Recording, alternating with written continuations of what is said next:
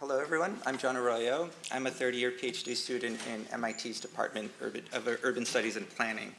And I study the role of the built environment in migration, especially among Latino communities across the U.S. I'm also the project manager for the Transnational Studies Initiative. Peggy Levitt and Jocelyn Returner run this out of Harvard's Weathershead Center for International Affairs. So my project here is based on my qualifying paper. I'm still a student. I actually just finished my comprehensive exams like 2 days ago. So I'm happy to be here. It's sort of a nice benefit. Thank you. 120 hours in the same chair. So I'll start here. And this here is a commercial, a radio station commercial that you hear in Los Angeles, in one of the most popular Spanish language stations. And there are many in Los Angeles, and you'll see here that it really emphasizes pride of place and this transnational connection between Los Angeles and Mexico. And this is just the English translation from the Spanish version. What you see to the right of that is a billboard that went up several years ago, and this is for a Spanish language news station, Noticias 62. And you'll see at the top there, it says Los Angeles, California, crosses out California, put Mexico. At the bottom there, it says tu ciudad, tu equipo, your city, your team. And then you've got the Los Angeles skyline. And superimposed in the middle there is a very famous Mexican monument from Mexico City, the Angel of Independence there. That actually caused a lot of ire, and that billboard only lasted a few days. A lot of Mexican migrants really appreciated this connection. Other people did not. But it really went to go show this transnational connection was larger than just this emotional connection. It was really placed or fixated on space and place, various scales of that too, urban, rural. So I'll get into that in a little bit. So like I said, this was very much a pilot project, exploratory, very much inductive. I didn't really know what I was going to get into. I used qualitative analysis, so I did a lot of interviews, a lot of ethnography. I'm somewhat of a socio-cultural anthropologist, I guess, in an urban planning program, but I also come with about 15 years of urban planning experience and local policy level work. And I was reading a lot of information or literature from migration studies, sociology, and also urban planning and design, but I saw that there wasn't a big link to that. Migration literature didn't necessarily focus on space, and the spatial literature didn't necessarily focus on migration. It did focus on diversity to some extent. Then there was also this issue of Latino urbanism, which was this subset of planning and urban design literature, looking at sort of a normative typology of Latino cities in America. And what is it that makes us look and read a Latino city? Is it brightly colored houses? Is it religious iconography and murals on walls in the public and private realm? And at the end, I was hoping to experiment on something called what I'm calling place bilingualism, this theory building paper. So sort of a bold attempt as a student to try to do something like that. But I saw a lot of case studies, but I didn't necessarily see people trying to delineate constituent elements for a theory of some sort like this. So my research question, I had both a macro and micro scale, and I'll just focus on the micro. How do first-generation Mexican migrants perceive and adapt to their lives within a US-built environment in East LA and Santa Ana, California? Basically, I was looking at whether or not there was this demonstrable connection between migration and place. So I was not only interested in how Mexican migrants shape the US built environment, but also the reverse, how the built environment shapes Mexican migrants. And so it's no secret that the rise of the Latino population in America is growing. Here are just some real basic facts. And you'll see here that California is even at a more rapid rate increasing its Latino population, and mostly Mexican and Central American. So that's sort of a different topic, as I'm someone who's living in Boston right now, where the Latino experience is very different than what I'm used to back in California. But 25% of Latinos by 2050 in the US, double that size by 2050 in California, and most of those being of Mexican descent. And so my case study, I used an embedded multiple case study approach. So I was looking at two cases that I really wanted to focus on, also the agency and complacency that I'll get into in a second. And I had very extreme cases, so I recognized that they were very representative, high proportion of Mexican migrants coming from similar sending communities, also similar socioeconomics. The only differences were East LA was much more established, Santa Ana was more recent, East LA was more urban, Santa Ana was more suburban, and there was a difference in governance structure. East LA wasn't its own incorporated city, it was an unincorporated county area. Santa Ana was the seat of the local county, so it had a lot of politicians coming in and out and using it as a testing ground for new policy, especially related to migrants.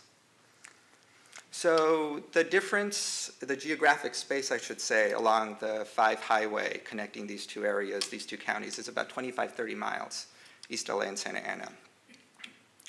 And when we look at East LA, we would see upper left corner, not a really remarkable built environment, really basic. You've got a lot of bargain shops, really auto-centric. To the right there, you see a lot of informal economy, a lot of murals. You'll see this is kind of ubiquitous on every street corner in a place like East Los Angeles. And because it's this unincorporated county area, zoning policies and land use policies are very lax. So people are not really enforcing what you can and cannot do here, as opposed to some of the other more wealthy cities. I'm sorry, this keeps moving on its own. To the bottom left here, sort of varied topography in the hills. Not that different from what Mexican migrants are connecting with in some of the rural villages they're coming from in Mexico. But you're also seeing some brightly colored houses and commercial landscapes, and also the religious iconography I was mentioning before, like the mural here, the Virgen de Guadalupe. And to the right here is a plaza built, Mariachi Plaza, and this was built for Latino immigrants to get together and congregate. It became really a ground for hiring Mexican mariachis. And the state of Jalisco in Mexico donated a kiosk, and there was a lot of uproar as to why it was the state of Jalisco, why it wasn't other states, and look at who's coming from where. So all of these were part of the spatial politics of that. Here we see Santa Ana, and not that different, but it's got a much more colonial historic downtown. This is 4th Street, Calle Cuatro, and you'll see Mexican signage, Spanish here. You'll see some more brightly colored buildings. To the right, you see a much more gendered informal economy. Mostly women selling fruit, other food on the street there. To the left here, we've got the quinceañera shops, and so this started rivaling local malls and other centers in downtown Los Angeles in terms of selling Mexican goods. And to the right, the lunch truck that's really sort of famous in the area. And there's a mural here of Mexico City, and you see icons, Bellas Artes, you see the Angel again, and there's a little tagline there that says, como en el DF, and eat like you were in Mexico City, right? So the literature I was looking at here, like I said, I looked at urban sociology, transnational migration. I started getting into a lot of urban political economy information, right to the city stuff. And there are streams of urban design and planning literature that look at informality, everyday urbanism in the 90s. A lot of really great research that came out of my department in the 60s on imageability and the way people's images of cities change and is mutable over time. And also some environmental psychology, this concept that Mehdi Folilov out of Columbia has, root shock, sort of the emotional sort of hazards that displacement causes, forced displacement. And so we saw this in the US with urban renewal in the 60s and later with riots and other things like that. And so this is just a couple of books of the growing Latino urbanism background from the late 90s. And you can see that subset of planning literature is having a hard time trying to figure out what it is to call it. Is it magical urbanism? Is it Hispanic spaces? Is it barrio urbanism? Is it Latino placemaking? Is it Latino urbanism, right? So all of this is up for question as people are struggling to kind of define this normative view of Latino cities. So I did 30 interviews. This project, the data collection was over a month that we get to do our qualifying paper. 15 interviews in East LA, 15 in Santa Ana, and some ethnography. And I used MaxQDA to code all the transcripts. I coded them in Spanish, coded them in English, various rounds of coding, and I came up with these top 5, 7, 8 themes. And a lot of it went back to the built environment. Some of it connected to landscape and family and sociability, but most of it came to the built environment. So we had quotes like this. This is a mechanic who spent 10 years first first generation in East LA. And he's talking about a church in East LA that people are coming from really far away to sort of connect with their Mexican village. But after 10 years, he's recognizing that although this is a connection they have, it's really not the same thing. And this church is very near my house.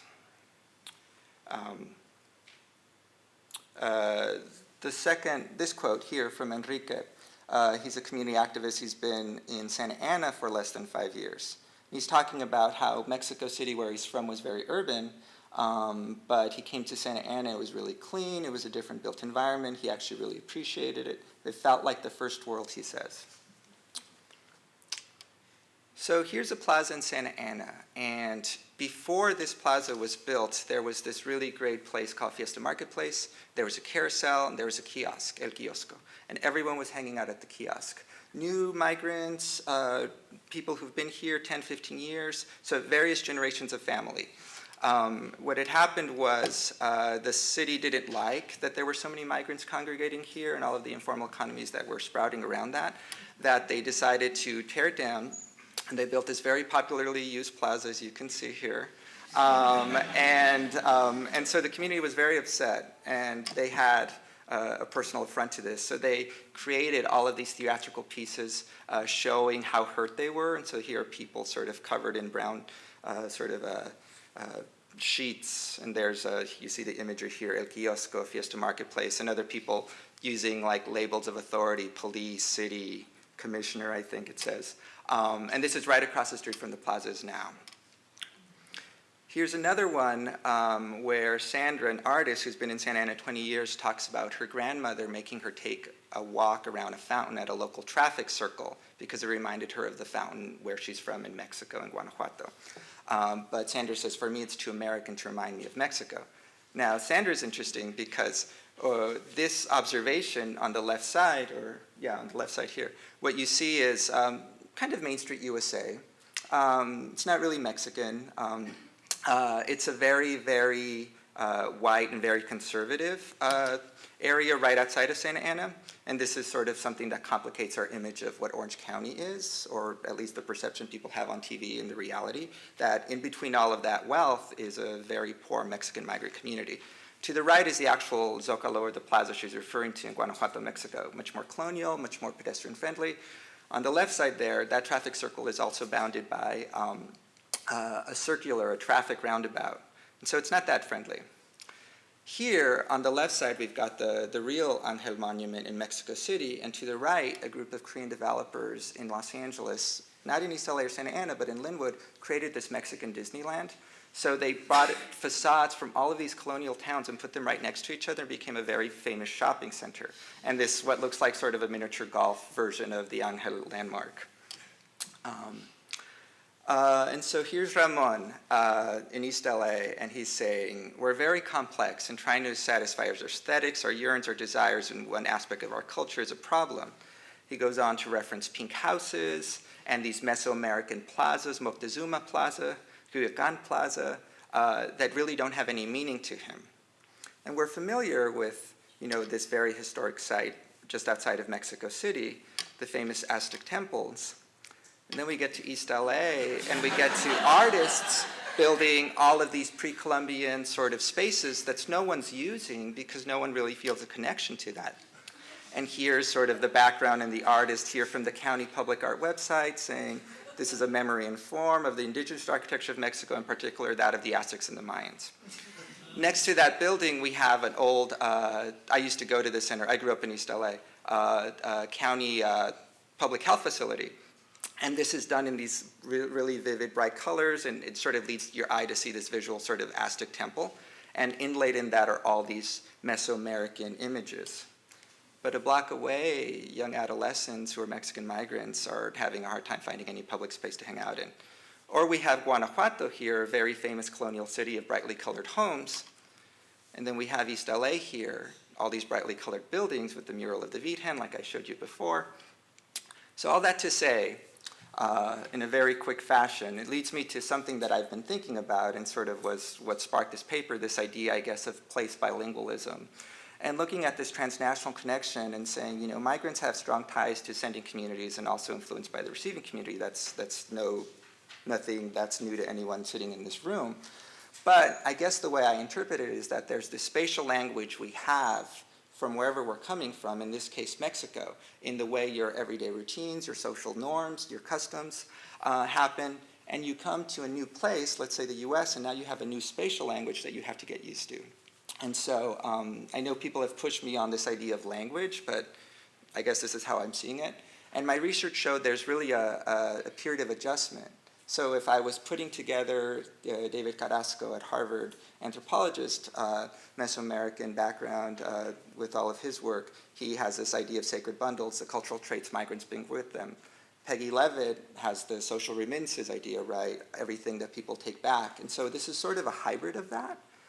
And to end, I guess, looking at my own nascent research and seeing how, I have ideas how this would expand, I guess there is a certain sense that for the amount of work that cities are trying to do to appease to a certain migrant population, they're not really succeeding when they go back to these really essentialized traditional norms or these romanticized visions of what people have about that. And that migrants, after a certain amount of time, especially after 5 years, they'd rather be more transnational and go back to the real built environment that they're used to, especially if they're going back and forth, rather than just feel like they have this Disney-fied version of what people think they want. And they're really resenting that people don't think they can develop a modern sort of cultural sense as to the way they would incorporate into a city. And to end, I keep pushing something, I'm sorry.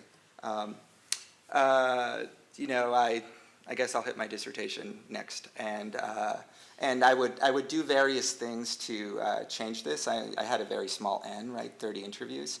I would increase that number of interviews. I'd look at multiple case studies, but maybe the most interesting thing, I think, to me is still pushing this idea of pan-Latino identity and seeing how would the Puerto Rican diaspora in Boston or Miami look at what I just presented and say, we connect with that or not.